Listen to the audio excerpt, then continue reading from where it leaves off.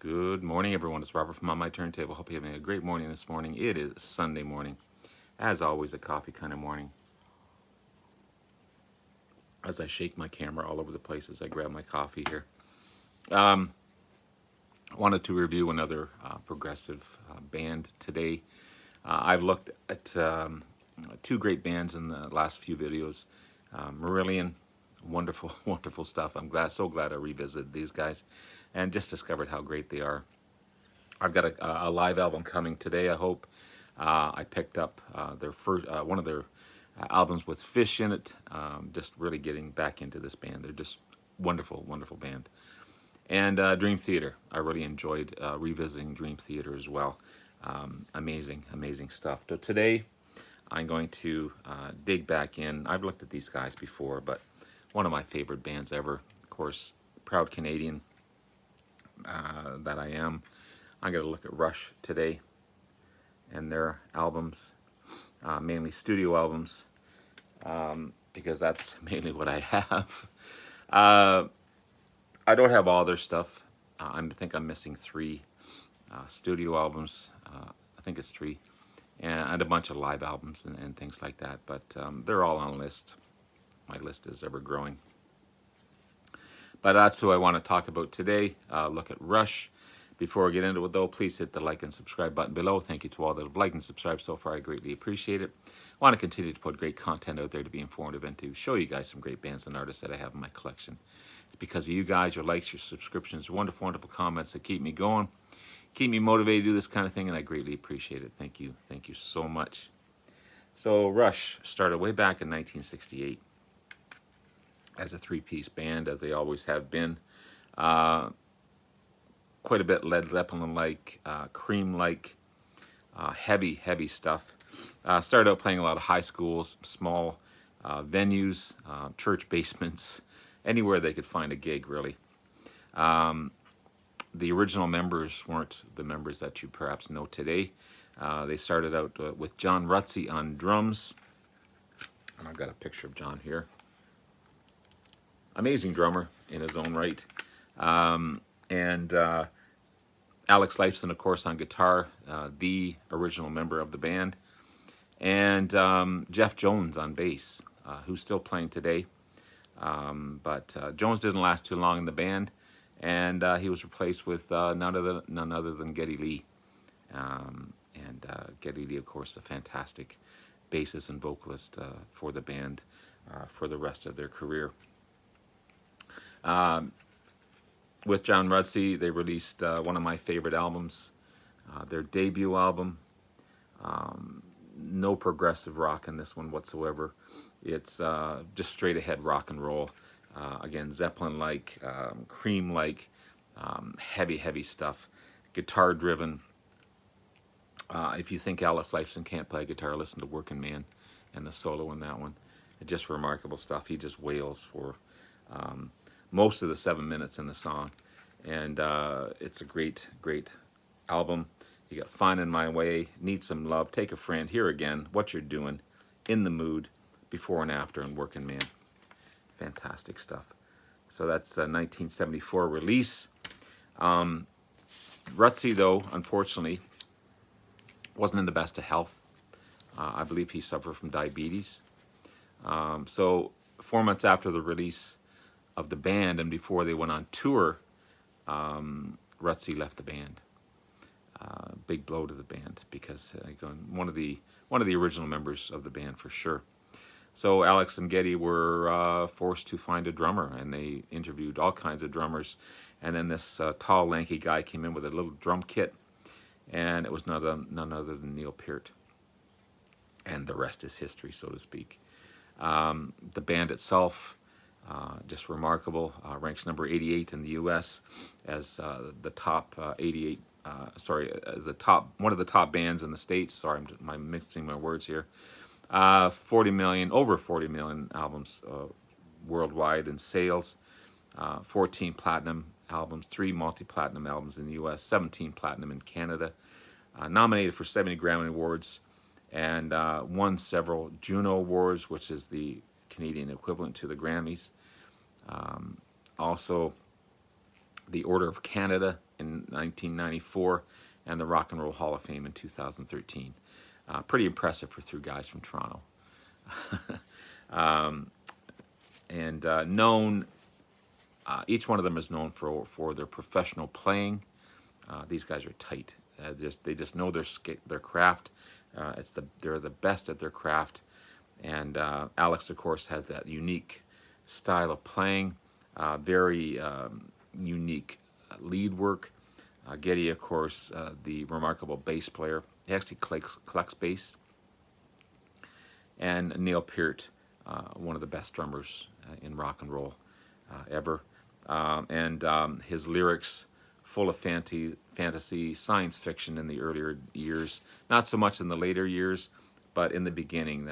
They built their albums around science fiction and fantasy and Tolkien like scenarios, The Hobbit, Lord of the Rings, all that elven stuff, Rivendell, and just remarkable stuff. So he was a huge influence and a great find for the band, obviously. Their second album, Fly By Night, one of my favorites, and released in '75. The first not to feature John Rutsey, and the first where Neil Peart starts to write his lyrics. It's a different direction for the band, for sure, from their hard-driven first album. You got Fly By Night, Anthem, the fantasy songs like By Toro and the Snow Dog, Rivendell, again, about the elven city Rivendell. I love that song In the End. Just remarkable stuff. Terry Brown produced. He would produce quite a bit of their albums, but then he would eventually leave, and they would come up with another producer. But fantastic stuff. And then their third album, Caress of Steel. Another change, a deeper, darker, more fantasy-driven album.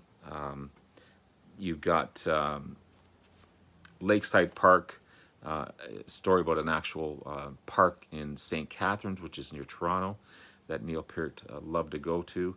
Again, it was a major step in their musical direction and their writing. Bastille Day, very Zeppelin-like song about the French Revolution. Rush, they would frequently open for Kiss back in the day. Kiss never understood them, what they were trying to go for in their songs. But Kiss wrote a song on Going Bald. Sorry, the song I'm Going Bald was inspired by a Kiss song, Going Blind. Then you got the Nakamancer.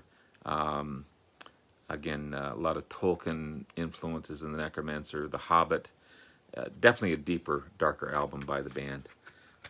But the result was that it wasn't all that commercially successful for the band. And the record company was actually thinking of dropping them. So they were broke financially, not doing very well. Caress of Steel, which became a huge favorite by fans, initially wasn't all that great. So they had to come up with something. So they came up with this fantastic album, 2112, and it just blew everyone's mind. Back to the white robed musicians here. But fantastic album. You got the 20-minute side one, 2012, taking you on a science fiction journey. Just remarkable about this interplanetary controlled environment where the leaders of the planet didn't want the villagers or the people of the planet to change and think for themselves. And it's about that struggle, that inner struggle of freedom and control. It's fantastic stuff. I also have a vinyl version of it, and a live version in violet vinyl from the Kiel Auditorium. This isn't the greatest production of the album, that live version, but still, I'm happy to have it. But fantastic, fantastic stuff. Um, I'm missing their fifth album, A Farewell to Kings, 1977 release. It's ever on my ever-growing list, definitely, but I will get it one day. But I do have Hemispheres, their sixth album released in 1978. This is I need to find a better copy of this. The vinyl itself sounds fantastic, but the cover is kind of torn. But I do have a CD version of it, remastered CD version of it. It features, and again, if you question Alex Lifeson's guitar playing, listen to La Villa Strangiato. Whew, remarkable playing on that one, both in his early days and the later versions that they did live. Just remarkable. But you've got Circumstances, The Trees, again a fantasy-driven album in Hemispheres. Permanent Waves, seventh album by the band, released in 1980. They wanted to become more radio friendly because the previous albums weren't that radio friendly, except for their first album, which you still hear on classic rock radio. Pardon me. So they put together a more radio friendly album in Permanent Waves, and it's remarkable. You got Spirit of Radio and Free Will, the two big hits right out back to back. Jacob's Ladder, Entree News, Different Sciences, and then the cool Natural Science, which he do a remarkable live version of. But really good stuff in their seventh album. Probably the most commercially successful album is 1981's Moving Pictures, where every track to me is remarkable. I also have it on vinyl as well. But you got Tom Sawyer, Red Barchetta, YYZ about the Toronto airport, Limelight, The Camera Eye, Witch Hunt, The Dark Witch Hunt, and Vital Signs. Remarkable stuff. I love Camera Eye, sorry. It's great track. Every track again is awesome. Then we have I'm missing their ninth album, Signals, 1982 release. It's on a list. But I do have their 10th, Grace Under Pressure, 1984 release, their 10th album. More synth driven again, so they changed again. They went from straight ahead rock into deep science fiction and fantasy. Then they go into more of a synth driven section of their band, or their section of their career. But it's still one of their biggest selling albums. Number 4 in Canada, number 10 in the States, number 5 in the UK. You got Distant Early Warning, After Image, Red Sector A, The Enemy Within, The Body Electric, Kids Gloves, Red Lenses, and Between the Wheels. New producer, Terry Brown's gone, so Peter Henderson is producing this one. Maybe that's why it's a different sound. The third album I'm missing is Power Windows, the 11th album, released in 1985, again on my list. But I do have their 12th, Hold Your Fire.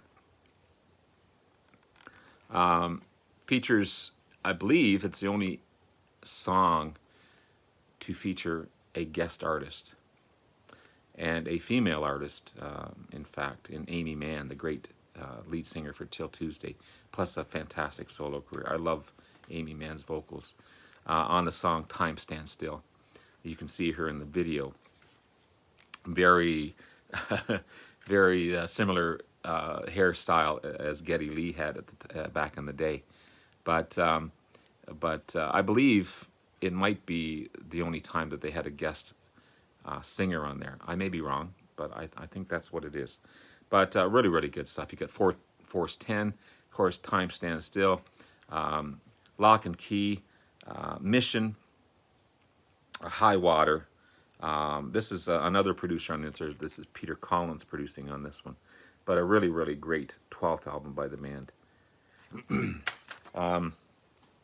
From this wonderful box set, from their next 6 studio albums. It's a great little box set. I've got their 13th album in Presto. I love that cover as well. Released in 1989. Again, changed again. They went back to more of a guitar-driven sound, which I love. I love the guitar-driven type of albums. So they moved away from the synth, went back into more guitar-driven. So you got Show Don't Tell, The Past, Scars, Superconductor, Red Tides, Hand Over Fist, Available Light, just really good stuff. Again, this is Rupert Hine producing this one. Sorry, I got a bit of a tickle going on here. What do we have next? 14th album. I've got 2 copies of this one. I've got a CD, a solo CD copy of this one. This is Roll the Bones. And from the box set, another copy of that one, released in 1991. I love the song Roll the Bones. Ghost of a Chance is fantastic. Dreamline, Bravado. Great album.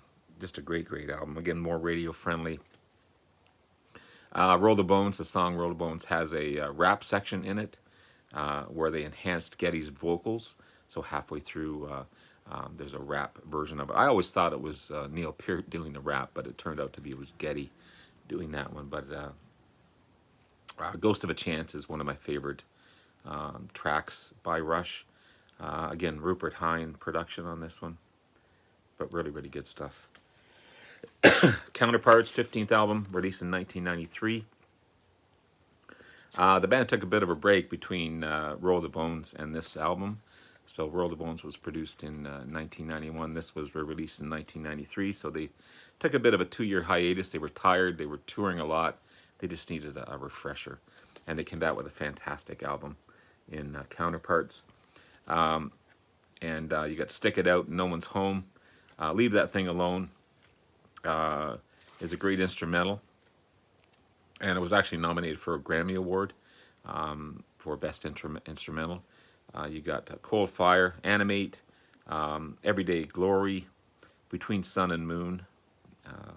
Yeah, Cut to the Chase. Really, really good stuff. Really good stuff. And then the 16th album. I love this cover. This is Test for Echo. It'd be the final album. This was released in 1996.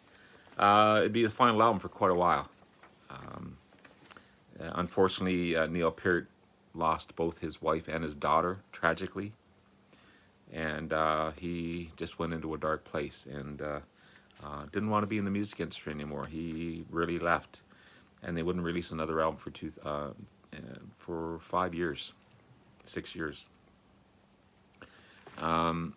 But great, great album. You got Test for Echo, Driven, Half the World, where Alex plays a 10-string mandolin in the track, which is a different thing for him. Time and Motion, Totem, Dog Ears, Resist, Carve Away the Stone. Fantastic, fantastic stuff. So again, that tragic break that Neil took. They wouldn't release this album until 2002. Vapor Trails. This is a remixed version of Vapor Trails. Fantastic, fantastic album. And no synthesizers in this one. Again, straight back to bass guitar, guitar and drums, which is banging back to basics. That's my favorite. That's where I love to go. That hasn't happened since Caress of Steel, way back in 1975. So you got One Little Victory, Ghost Rider, the title track in Vapor Trails,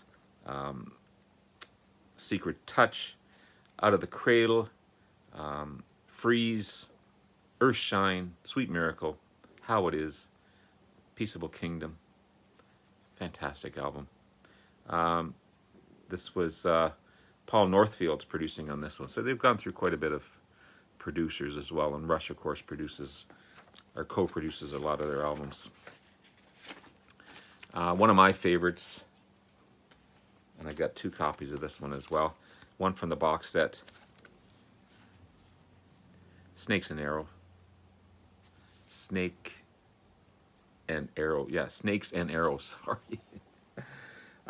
This is the CD, single CD copy of it. But a fantastic, fantastic album. The 18th album, released in 2007.